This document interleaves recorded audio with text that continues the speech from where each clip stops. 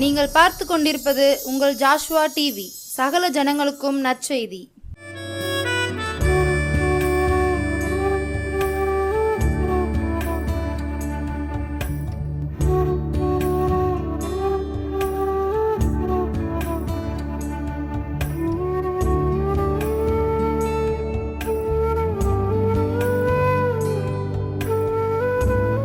ஆண்டவராக இயேசு கிறிஸ்து நாமத்தினாலே உங்கள் அனைவருக்கும் வாழ்த்துதல்கள். கர்த்தர் நம்மை ஆசீர்வதிப்பாராக. ஜோஸ்வா டிவி மூலமாய் கர்த்தருடைய வார்த்தை கொடுப்பதற்கு அடிமைக்கு கூட இப்படி வாய்ப்பு கொடுத்ததற்காக என் தேவாதி தேவனுக்கு நன்றி செலுத்துகிறேன். அருமையான ஸ்தாபகர், அவருடைய குடும்பங்கள் எல்லாம் ஆசீர்வதிக்கப்படுவதாக. இந்த ஊழியத்தில் இதில் செய்கிற எல்லா ஊழியர்கள் குடும்பங்களும் ஆசீர்வதிக்கப்படுவதாக. ஒருவேளை நமக்கு நம்ம அதுக்கு பாத்திரவான் அல்ல, ஆனாலும் ஆண்டவர் நம்முடைய கிருபையாய் நடத்தி வருகிறார். கர்த்தர் தொடர்ந்து இந்த ஸ்தாபனத்திற்காக எல்லா ஊழியங்களுக்காக நாம் ஜெபிக்க கடமைப்பட்டிருக்கிறோம். ஜெபிப்பது மாதிரி ஒரு மேன்மையான காரியம் ஒன்றுமே இல்லை. ஆனால் ஜெபிக்க தான் முடியாது, ஆனால் நாம் ஜெபிக்க வேண்டும். தேவனாகிய கர்த்தர் நமக்கு உதவி செய்வாராக. நாம் இப்படி கண்களை மூடி நாம் ஜெபிக்கலாம். பரலோக தந்தையே, உமக்கு நாங்கள் நன்றி செலுத்துகிறோம். இந்த அருமையான வேலைக்காக சோத்தரிக்கிறோம். அப்பா, நீர் எங்களோடு பேசும் ஐயா. நீர் எங்களோடு பேச வேண்டுமென்று நாங்கள் ஜெபிக்கிறோம். உடைய வார்த்தைகள் ஜீவன் உள்ளது ஐயா. உடைய வார்த்தைகள் வல்லமை உள்ளது. உடைய வார்த்தைகள் கிருபை நிறைந்தது அப்பா. நீர் சொன்னீர், என் வார்த்தை வெறுமையாய் திரும்புவாது என்று சொன்னீர். நான் எதை சொன்னேனோ அதை செய்து முடித்து வரும் என்று சொன்னீரே அப்பா. உடைய வார்த்தைகள் அப்படியே பூமியில் எல்லா ஜனங்களுக்கும் கிரியேட்டும் என்று நாங்கள் ஜெபிக்கிறோம். ஆலயத்தில் பேசுகிற வார்த்தைகள், டிவி மூலமாய் பேசுகிற ஒவ்வொரு கர்த்தருடைய வார்த்தைகள், துண்டு பிரதி மூலமாய், வேதத்தின் மூலமாய், ஆண்டவரே நீர் பேசுகிற தீர்க்கதரிசிகள் மூலமாய், ஆண்டவரே பரிசுத்தவான்கள் மூலமாய், ஆண்டவரே எல்லா ஊழியங்களிலும் கர்த்தருடைய வல்லமை மாத்திரம் வெளிப்படுவதாக, வார்த்தைகள் கிரியை செய்வதாக. பூமியும் அது நிறைவும் கர்த்தருடையது என்று எழுதியிருக்கிறது. ஜனங்கள் எல்லாம் உடைய ஜனங்களாய் மாறுவார்களாக. அதை நீர் செய்ய வேண்டும் என்று நாங்கள் ஜெபிக்கிறோம். எத்தனை தவிப்புகள், எல்லாரும் உடைய பாதத்துக்கு வருவார்களாக. பெரிய காரியங்களை செய்யும் இயேசுவின் நாமத்தில் பிதாவே, ஆமென். பாருங்க, ஜனங்கள் எல்லாம் ஒரு விதமாய் அவ்வளோ இருளுக்குள்ளே இருக்கிறார்கள். நமக்கு எல்லாருக்கும் தெரியும், சமாதானம் இல்லாமல் இருக்காங்க. நம்முடைய குடும்பங்களும் கூட இன்னும் பார்த்திங்கன்னா அநேக குடும்பங்களில் சமாதானம் இல்லை. எப்படியாவது எங்கூடையாவது வந்துடுவான். ஆனால் இன்றைக்கி ஆண்டவர் சொல்கிறாரு, இன்றைக்கி நம்ம கூட பேசுகிறார். ஆண்டவர் சொல்கிறாரு, வசனம் சொல்கிறது ஏசாயா 53ஆம் அதிகாரம் 5ஆம் வசனத்தில் பின்பாகம் பார்த்திங்கன்னா, நமக்கு சமாதானத்தை உண்டு பண்ணும் ஆக்கினை அவர் மேல் வந்தது என்று எழுதியிருக்கிறது. இன்றைக்கி சமாதானத்தை குறித்து ஆண்டவர் பேச சொன்னார். சமாதானமே இல்லை. இன்றைக்கி நிறையா குடும்பங்களில் சண்டை சச்சரவு. அது தேவ பிள்ளைகள் குடும்பமாக இருக்கட்டும், ஊழியர்கள் குடும்பமாக இருக்கட்டும், எல்லா குடும்பங்கள்லேயும் பயங்கர பிரச்சனை எல்லாம். அதான் அந்த வசனம் சொல்லுது, நமக்கு சமாதானம் உண்டு பண்ணும் ஆக்கினை ஏசப்பா மேலே வந்து தான். இதுக்கு நம்ம என்ன செய்யணும் பார்த்திங்கன்னா, ஒரே ஒரு காரியம் நான் உங்களுக்கு சொல்கிறேன். இன்றைக்கி நம்ம சிலர் பார்த்திங்கன்னா சொன்னால், நாங்கள் ரெக்கார்டெலாம் போடுறோம், வீட்டில் போடுறோம், நாங்கள் போட்டுகிட்டே தான் கேட்குறோம். இல்லை, சமாதானத்தை உண்டு பண்ணும் ஆக்கினை அவர் மேல் வந்தது. ஆண்டு இன்றைக்கி சொல்கிறாரு, ஒரு காரியத்தை சொல்கிறாரு. இந்த சமாதானம் ஓதும் இயேசு கிறிஸ்து. நீங்கள் ஒவ்வொரு நாளும் குடும்ப ஜெபத்தில் ஒருவேளை நீங்கள் தனியாக பாடலாம், குடும்பமாக பாடலாம். இந்த பாடலெல்லாம் நீங்கள் பாடி பாருங்கள். குடும்பத்தில் வருகிற அந்த போர் பிரச்சனை எல்லாம் அது முடிகிறது. ஆமாம், கர்த்தருடைய கிருபையினால் நம்ம கிறிஸ்மஸோடு பாடுவோம், சர்ச்சில் பாடுவோம், நிறைய சிலர் வீடுகள்லேயும் பாடுவீங்க. ஆனால் இன்றைக்கு ஆண்டவர் சொல்கிறாரு, இந்த பாடலை நீங்கள் பாடி பாருங்கள். பாட பாட ஆண்டவர் சமாதானத்தை உண்டு பண்ணும் ஆக்கின அவர் மேலே வந்து தான். பிசாசுக்கு நம்ம குடும்பங்களில் சமாதானத்தை குலைக்கணும். ஆண்டவர் சொன்னார், என்னுடைய சமாதானத்தையே உங்களுக்கு வைத்து போகிறேன்னு சொன்னார். இந்த நாளிலே கூட ஆண்டவர்கிட்ட நம்ம செபிக்க போகிறோம். ஆண்டவரை, சமாதானம் எங்கள் குடும்பங்களில் தாங்கப்பா. நம்ம ரட்சிக்கப்பட்டிருக்கிறோம், அபிஷேகம் பெற்றிருக்கிறோம், சிலர் ஊழியம் செய்கிறோம், ஆனாலும் குடும்பங்களில் சமாதானம் இல்லை, இருதயத்தில் சமாதானம் இல்லை. ஆனால் ஆண்டவர் சொல்கிறாரு, என்னுடைய சமாதானத்தை உங்களுக்கு வைத்து போகிறேன்னு சொல்கிறார். ஒரு ஆரம்ப செய்தி தான் இந்த செய்திகள். ஆனால் இன்றைக்கி அவ்வளோ குடும்பத்துக்குள்ள போராட்டங்கள், கண்ணீர்கள், வேதனைகள், வியாதிகள், தடுமாற்றங்கள், சர்ச்சைக்கு போகாத காரியங்கள், விடுதலையே இல்லாத காரியங்கள். இன்றைக்கி இந்த பாடலை பாடி நாம் தொடங்க போகிறோம். நீங்கள் இந்த பாடலை வீட்டில் பாடி பாருங்கள். சமாதானம் ஓதும் இயேசு கிறிஸ்து இவர்தா இவர்தா இவர்தா இவர்தா நம்ம தாதி பிதாவின் திருப்பாலர் இவர், அனுகூலர் இவர், மனுவேலர் இவர், சமாதானம் ஓதும் இயேசு கிறிஸ்து இவர்தா இவர்தா இவர்தா இவர்தா. அரேணும் பாடி விண்ணோராடவே, அறிஞோர் தேடவே, இடையோர் கூடவே, சமாதானம் ஓதும் இயேசு கிறிஸ்து இவர்தா இவர்தா இவர்தா இவர்தா.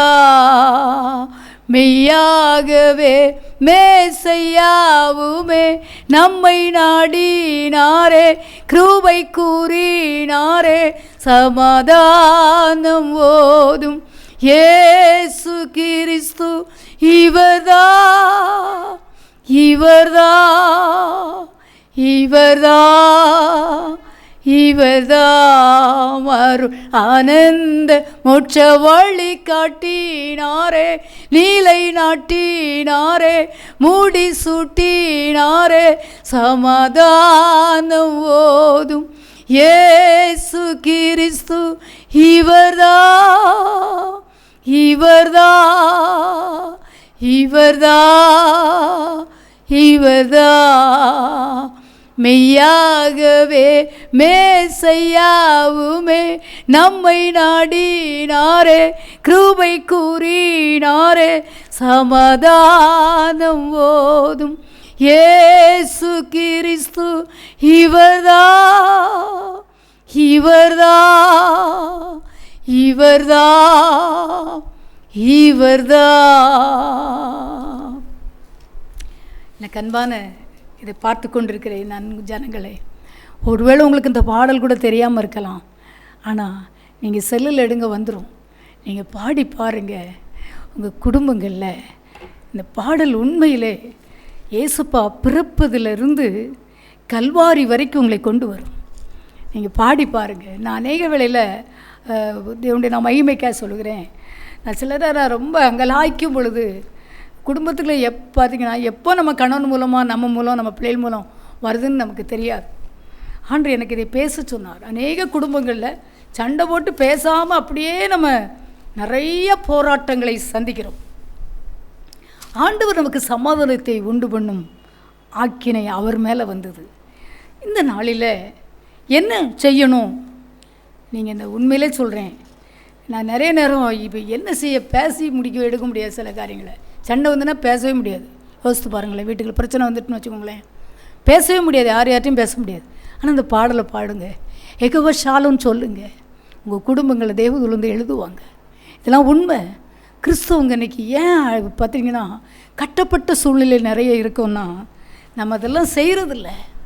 செய்து பாருங்கள். எகவ ஷாலம்னு எழுதுவார், எகவா ஈரேன்னு எழுதப்படும், எகவா ஷம்மான்னு எழுதுவார், எகவா ரஃபான்னு எழுதுவார். ஒவ்வொரு வேர்டுக்கும் கர்த்தருடைய வல்லமை நம்முடைய குடும்பத்தை, நம்முடைய பிள்ளைகளை, நம்முடைய குடும்பங்களை, ஊழியங்களை எல்லாவற்றையும் அது டச் பண்ணும், அது கிரியேட் செய்யும். இன்றைக்கி ஆண்டவர் என்ன சொல்கிறாருன்னா, இந்த சமாதான கர்த்தர் வரணும்னா முதலாவது ஆண்டவர் சொல்கிறாரு. பார்த்தீங்கன்னா 2 நாளாகமும் 20ஆம் அதிகாரத்தில் 13ஆம் வசனத்தை வாசிக்கிறேன். 2 நாளாகமும் 20:13. இன்றைக்கி சமாதானத்தை ஆண்டுட்டு சொல்லுங்கள். என் குடும்பத்தில் சமாதானம் இல்லைப்பா, என் பிள்ளைகளுக்குள்ள இல்லை, மகனுக்குள்ளே இல்லை, மருமகளுக்குள்ள இல்லை, குடும்பத்தில் இல்லை. அன்னைக்கு ஆண்டுட்டு கேளுங்க. பாருங்கள் என்ன செய்தாங்க.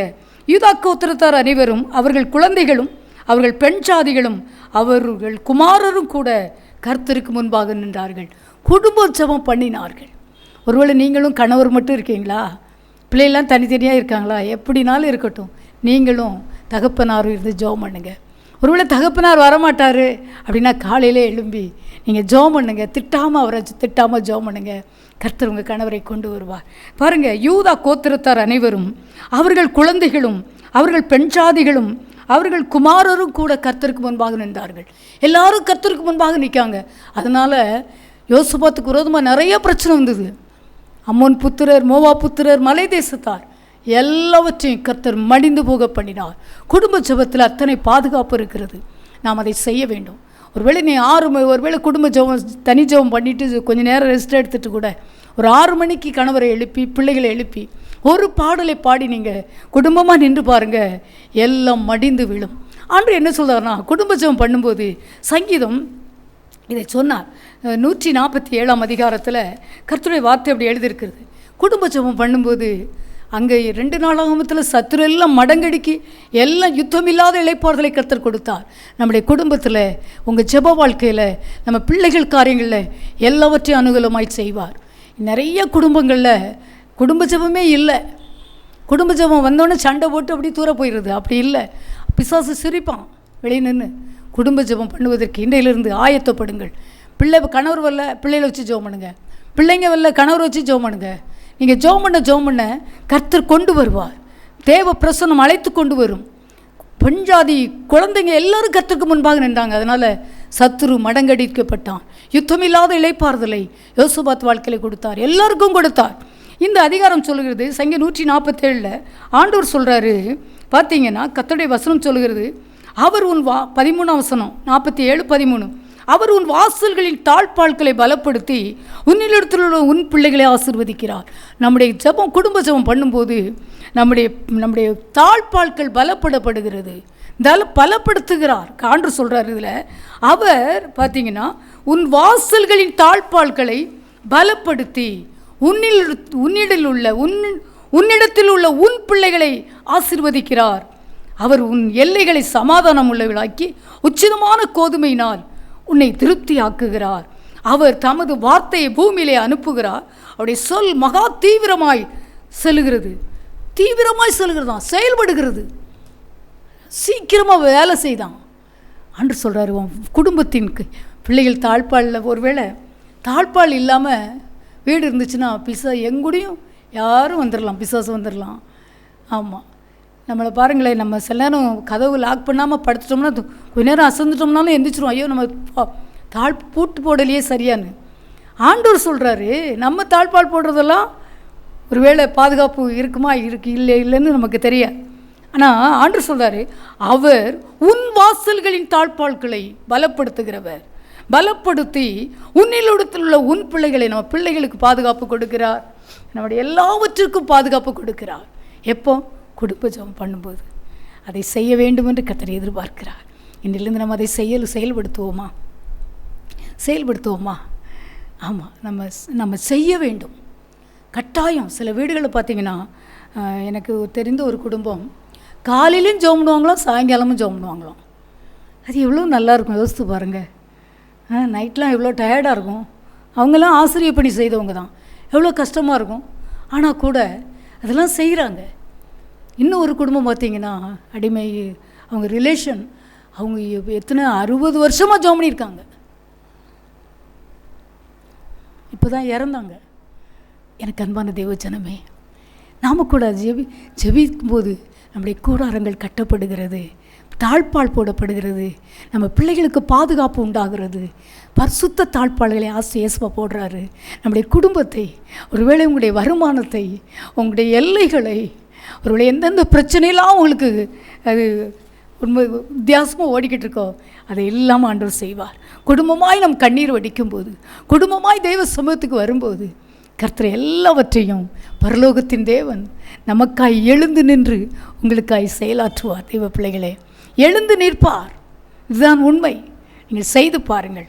2வது பார்த்தீங்கன்னா, ஆண்டவர் என்ன சொல்கிறாருன்னா, வசனம் சொல்லுகிறது, ஆண்டவர் சொல்கிறார் பார்த்தீங்கன்னா, அப்படி செபிக்கும் போது என்ன நடக்கும்னு பார்த்தீங்கன்னா, வேதம் சொல்லுகிறது, ஆதியாகமம் 49ஆம் அதிகாரத்தில் இன்னும் பார்த்தீங்கன்னா, நம்ம கர்த்தரை அந்த சங்கீதம், இந்த வெளிப்படுத்தல் 19ஆம் அதிகாரத்தில் கர்த்தருடைய வார்த்தை சொல்கிறது. வெளிப்படுத்தல் 19ஆம் அதிகாரத்தில் ரீமானா சந்தர புக்கலவா ரீமானா துடக்கமனவா. ஆண்டுடைய வார்த்தை சொல்கிறது, கர்த்தரை துதிக்கிறாங்க. எப்படி துதிக்கிறாங்க பார்த்தீங்கன்னா, 6ஆம் வசனத்தில் ஒரு சத்தம் கேட்குது. அப்பொழுது திரளான ஜனங்கள் இடும் ஆரவாரம் போலவும் பெருவெள்ள இரைச்சல் போலவும் பலத்த இடிமுழக்கம் போலவும் ஒரு சத்தம் உண்டாகி, அல்லேலூயா, சர்வவல்லமையுள்ள தேவனாகிய கர்த்தர் ராஜ்யபாரம் பண்ணுகிறார், நாம் சந்தோஷப்பட்டு களி கூர்ந்து அவருக்கு துதி செலுத்த கடவோம். ஆட்டுக்குட்டியானுடைய கல்யாணம் வந்தது, அவருடைய மனைவி தன்னை ஆயத்தம் பண்ணினாள் என்று சொல்ல கேட்டேன். அங்கே பார்த்தீங்கன்னா அப்படி ஒரு ஆரவாரம் நடக்கிறது. ஆமாம், அந்த வசனம் சொல்கிறது, எனக்கு அன்பான சகோதரிகளே, 5ஆம் வசனம் சொல்லுது பார்த்தீங்கன்னா, மேலும் நமது தேவனுடைய ஊழியக்காரரே, அவருக்கு பயப்படுகிற சிறியோரும் பெரியோரும் ஆனவர்களே, நீங்கள் யாவரும் அவரை துதியுங்கள் என்று ஒரு சத்தம் சிங்காசனத்திலிருந்து பிறந்ததாம். எப்படி பாருங்க, பரலோகத்திலிருந்து சத்தம் கேட்கு, நம்ம அப்படி ஆண்டுடைய வார்த்தை சொல்லுது, சிங்காசனத்திலிருந்து பிறந்ததான் எல்லாரும் துதிங்கன்னு சொல்லி. எவ்வளோ பெரிய அருமையான வார்த்தை பாருங்களேன். மேலும் நமது தேவனுடைய ஊழியக்காரரே, இதை பார்க்கிற எல்லாரும் தேவ ஜனங்களே, முதல்ல குடும்ப ஜெபம் பண்ண சொல்கிறாரு. 2வது, அவருக்கு பயப்படுகிற சிறியோரும் பெரியோருமானவர்களே, நீங்கள் யாவரும் அவரை துதியுங்கள் என்று ஒரு சத்தம் சிங்காசனத்தில் இருந்து பிறந்தது. அப்பொழுது திரளான ஜனங்கள் இடும் ஆரவாரம் போலவும் பெருவெள்ளம் இரைச்சல் போலவும் பலத்த இடிமுழக்கம் போலவும் ஒரு சத்தம் உண்டாகி, அல்லேலூயா, சர்வ வல்லமையுள்ள தேவனாகிய கர்த்தர் ராஜ்யபாரம் பண்ணுகிறார், சந்தோஷப்பட்டு களி கூர்ந்து என்று எழுதியிருக்கிறது. நாம் அப்படி ஆராதிக்க வேண்டும் என்று பரலோகத்திலிருந்து ஒரு கட்டளை இருக்கு பாருங்க. நம்ம சும்மா ஆராதிக்கலை. நீ நல்லவர், சர்வ வல்லவர், உம்மை போல் வேறு தேவனில்லை. நம்ம ஆராதிக்க ஆராதிக்க தேவ பிரசன்னம் உங்களுக்கு குடும்பத்தை வந்து சேரும், எல்லா கட்டுக்களையும் அவிழ்க்கும். தேவ பிரசன்னம் என்ன செய்யும் தெரியுமா? மலைகளை மெழுகை போல உருக செய்யும். ஆமாம், இதை நம்ம செய்ய வேண்டும் என்று பரலோகமே சொல்கிறது. எனக்கு அன்பான தேவ ஜனமே, சிங்காசனத்திலிருந்து பிறந்துதான். ஆதியாகமத்தில் ஒரு வார்த்தை சொல்கிறது, இங்கே பாருங்களேன், கர்த்தருடைய வார்த்தை சொல்கிறது. ஆதியாகமம் 49ஆம் அதிகாரம் 10ஆம் வசனம் சொல்கிறது, சமாதான கர்த்தர் வருமளவும் செங்கோல் யூதாவை விட்டு நீங்குவதும் இல்லை என்று எழுதியிருக்கிறது. துதிக்கிறவனுக்கு கர்த்தருடைய வார்த்தை சொல்கிறது பாருங்க, சமாதான கர்த்தர் வருமளவும் யூதாவை விட்டு நீங்குவதும் இல்லை. துதிக்கிறவனை விட்டு ராஜரீக அபிஷேகம் ஒரு நாளும் நீங்காது, ஆளுகை நீங்காது. அந்த வசனம் அப்படி எழுதியிருக்கிறது. அங்கே துதிக்காங்க, ஆரவாரமாக துதிக்கிறாங்க, சத்தமாக துதிக்கிறாங்க. ஓ, கர்த்தர் நல்லவர் என்பதை துதிக்கிறாங்க, பெரியவர் என்பதை. எல்லா பரிசுத்தவான்களுமே அநேக பாருங்க, ஆதியாகமத்தில் ஆபிரகாம் பார்த்தீங்கன்னா எங்கெங்கெல்லாம் போனாரோ தேவனுக்கு பலிபீடம் கட்டி கர்த்தரை தொழுது கொண்டார் என்று எழுதியிருக்கிறது. ஒவ்வொரு அதிகாரத்தில் அப்படி எழுதப்பட்டிருக்கிறது. 14ஆம் அதிகாரத்தில் 13ஆம் அதிகாரத்தில் எல்லாம் எழுதப்பட்டிருக்கிறது. கர்த்தரை தொழுது கொண்டான், கர்த்தரை ஆராதிக்கிறவனாய். எனக்கு அன்பான தேவஜனமே, சமாதான கர்த்தர் வருமளவும் செங்கோல் யூதாவை விட்டு நீங்குவதும் இல்லை. ஆமாம், துதிக்கிற யூதாவை விட்டு ஒரு நாளும் ஆளுகை நீங்குவதில்லை, ஆசீர்வாதம் நீங்குவதில்லை. நம்முடைய குடும்ப காரியங்கள், நம்ம குடும்பம் இடிஞ்சிருமோ, பல காரியங்கள் இப்படி வந்துருமோ அப்படி வந்துருமோ, பல கேள்விகள் நமக்குள்ளாய் வரும். ஆனால் வேத வசனமும் அழகாக எழுதப்பட்டிருக்கிறது. சமாதான கர்த்தர் வருமளவும், ஆண்டவராகிய தேவன் ராஜாவாய் வரப்போகிறாரே, நியாயாதிபதியாய் அவர் வருவரையும் இருந்தாலும் நம்முடைய மரணமாய் இருந்தாலும் வசனம் சொல்லுகிறது, சமாதான கர்த்தர் வருமளவும் செங்கோல் யூதாவை விட்டு நீங்குவதும் இல்லை. அவனிடம் வந்து ஜனங்கள் சேருவார்கள் என்று எழுதியிருக்கிறது. சத்துரு ஒரு நாளும் நம்முடைய குடும்பங்களை உடைக்க முடியாது, திருச்சபைகளை உடைக்க முடியாது. ஒவ்வொன்றையும் அவன் உடைக்கும்படி சட்டம் போட்டாலும், அவன் திட்டம் போட்டாலும், அவன் ஆளுகை செய்தாலும் கர்த்தர் சொல்கிறார், நீ துதிக்க மட்டும் செய். ஆமாம், தாழ்பால் போடுகிறார் குடும்ப ஜெபத்தில். துதிக்கும்போது துதிப்போம். தாவீது துதிக்கலையா? யோசபாத்து துதிக்கலையா? பவுலு ஷீலாவும் துதிக்கலையா? இன்னைக்கு எத்தனை பரிசுத்தவான்கள் பாடி பாடி கர்த்தரை பாட பாட பாடுகளெல்லாம் பறந்து போகும் தேவஜனமே. இங்கே ஆண்டவர் சொல்கிறாரு, சமாதானம் நதியை போல அனுப்பேன்னு சொல்கிறாரு. ஏசாயா 66ஆம் அதிகாரம் கர்த்தருடைய வார்த்தை சொல்கிறது. 13ஆம் வசனம்னு நினைக்கிறேன். அந்த வசனம் சொல்லுது பார்த்தீங்கன்னா, கர்த்தருடைய வார்த்தை இன்றைக்கி சொல்லுது, நீங்கள் நம்ம துதிக்கும் போது என்ன செய்வாராம்? 12ஆம் வசனம். கர்த்தர் சொல்லுகிறது என்னவென்றால், கர்த்தர் சொன்னால் அப்படியே செய்வார்ப்பா. இந்த கவனிங்க, கர்த்தர் சொல்லிட்டாரா அவங்ககிட்ட? கர்த்தர் சொல்லுகிறார்னு வந்துடுதுன்னா, அப்பா அவர் ஏன்னா வானத்தையும் பூமியும் அண்ட சராசரங்களையும் உண்டாக்கின கர்த்தர் சொல்லுகிறார் அப்படின்னு சொல்லும்போது நீங்கள் உங்களுக்கு கேட்சி பிடிச்சிக்கணும் வார்த்தையை. அப்பா என்கிட்ட பேசுகிறாரு, விட்டுறாதீங்க, தோற்று போயிடாதீங்க. வார்த்தை தான் பிடித்து கொள்ள வேண்டும், வைத்து ஜெபிக்க வேண்டும், குடும்ப ஜெபம் பண்ண வேண்டும், ஒர்ஷிப் பண்ண வேண்டும்.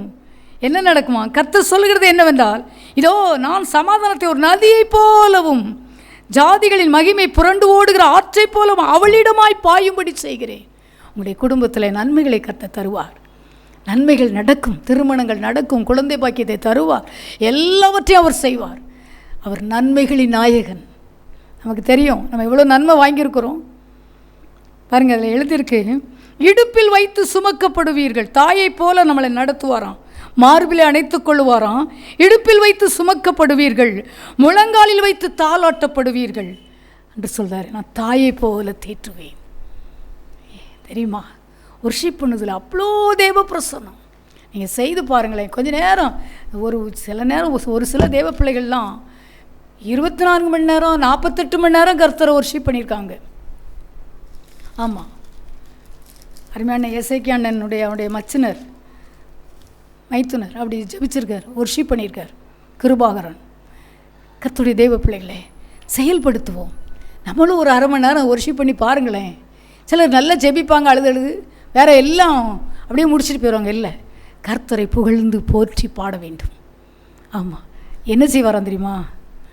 யூதாவை விட்டு ஒரு நாளும் நம்ம ஆளுக போகாது. உங்கள் கணவன் போக மாட்டார், பிள்ளைகள் போகாது. அப்படி போயிருமோ இப்படி போயிருமோ அப்படி நினைக்காதீங்க. துதிங்க.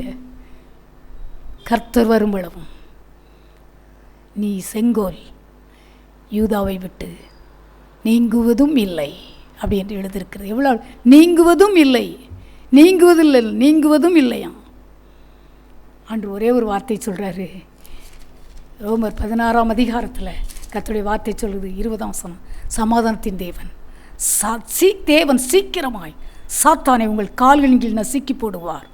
நம்முடைய கர்த்தராகிய இயேசு கிறிஸ்துவினுடைய கிருபை உங்களோடு கூட இருப்பதாக. அப்படின்னா பார்த்தீங்கன்னா, நசுக்குவாராம். பில்லி சுனியம், மந்திரம், யாகம், வியாதி, மரண பயம், டிப்ரெஷன், கடன், கண்ணீர், வேதனை, சண்டை, சொத்து பிரச்சனை, பக்கத்து வீட்டு எல்லாம் கர்த்தர் சொல்கிறார், சமாதானத்தின் தேவன் சாத்தானை கால்களில் நசுக்கி போடுவாராம். நசுக்கிட்டு அதுக்கு ஒன்றுமே கிடையாது தெரியுமா? ஆண்டவர் சொல்கிறார், உங்கள் காலை அப்படி பாருங்கள், இப்படி எழுதியிருக்கு, உங்கள் கால்களின் கீழே நசுக்கி போடுவார். இன்றைக்கி அதை செய்ய போகிறார். ஜெபிக்கலாமா? அந்த காரியம் சொல்லுது பாருங்கள். நம்முடைய கர்த்தராகிய இயேசு கிறிஸ்துவினுடைய கிருபை உங்களோடு கூட இருப்பதாக. அப்படி பவுல் எழுதுகிறார், ஆசீர்வதிக்கிறார். கர்த்தராகிய இயேசு கிறிஸ்துவினுடைய கிருபை உங்களோடு கூட இருப்பதாக, உங்கள் குடும்பத்தோடு இருப்பதாக, உங்களுடைய தொழில்துறைகளோடு இருப்பதாக, உங்கள் ஊழியங்களோடு இருப்பதாக, உங்கள் பிள்ளைகள் படிப்பில் இருப்பதாக, உங்கள் பிள்ளைகளுடைய பரிசுத்தத்தில் இருப்பதாக, உங்களுடைய பிள்ளைகளுடைய பாதுகாப்பில் இருப்பதாக. சமாதானத்தின் தேவன் எல்லாரோடு இருப்பாராக. இந்த சமாதானம் ஓதும் இயேசு கிறிஸ்மஸ் இன்னைக்கு மட்டும் பாடுவாங்க, இன்றைக்கி பாடுங்க. இதை பார்க்குற தேவ ஜனமே, அதான் நான் சேலஞ்சாக சொல்ல முடியும். நான்லாம் அழுவேன் அந்த பாடலை பாடி. அப்படியே ரிலீஃப் ஆயிரும். காலின்கள் நசுக்கி விடுவார். குடும்ப ஜெபம் பண்ணுங்கள், கர்த்தரை ஒர்ஷிப் பண்ணி பாடுங்க, துதிங்க, நல்லா பாடுங்க, அவரை புகழுங்க, போற்றுங்க, மகிமைப்படுத்துங்க. எவ்வளோ நன்மை செய்திருக்கீங்கன்னு சொல்லுங்க. உங்கள் குடும்பத்துக்கு தாழ்பால் போடுவது மட்டுமல்ல, யூதாவை விட்டு செங்கோல் ஆளுகை நீங்குவதில்லை. நதியை போல் அனுப்புவார். உங்களை சுமந்து செல்வார், உங்கள் பிள்ளைகளை சுமந்து செல்வார், பரிசுத்தமாய் நடத்துவார், கால்கள் நசுக்கி போடுவார். சமாதானத்தின் தேவன் உங்கள் அனைவரோடும் கூட இருப்பாராக. அப்படி எழுதியிருக்கிறது. என்ன அழகாக இருக்குது. ப்ளஸ்ஸிங் பண்ணி அனுப்புகிறார். கர்த்தனைக்கு நம்மை ஆசீர்வதிக்கிறார். வானத்தையும் பூமியும் உண்டாக்கின கர்த்தராலே நாம் ஆசீர்வதிக்கப்பட்டவர்கள்.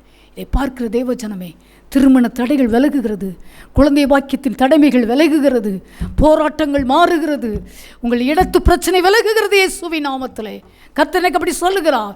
ஓ, ஏசாயா 16:5 உங்கள் இடத்தில் பிரச்சனையை கர்த்தர் நீதியோடு செய்ய போகிறார்.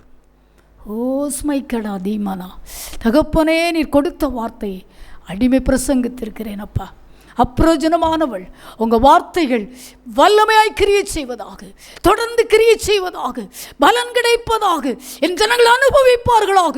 எல்லா சத்துருவின் எல்லா டச் இயேசுவின் நாமத்தில். சமாதானத்தின் தேவன், சமாதான தேவன், சமாதான பிரபு ஆளுகை செய்வீராக கருத்தில் கொடுக்குறோம். ஆசீர்வதி இயேசு கிறிஸ்துவின் நாமத்தில். எல்லாரையும் ஆசீர்வதிங்கப்பா. அவங்க பிள்ளைங்க படிச்சுக்கிட்டு இருக்கலாம், வேலையில் இருக்கலாம், திருமணம் முடிச்சிருக்கலாம், திருமணம் ஆகாமல் இருக்கலாம், பல விதத்தில் உடஞ்சி கிடக்கலாம். எல்லார் வாழ்க்கையிலையும் உங்களுடைய சமாதானம் நதியைப் போல நதியைப் போல நதியைப் போல புரண்டு வருவதாக ஆசீர்வதி இயேசுவின் நாமத்தில் பிதாவே. ஆமேன், ஆமேன்.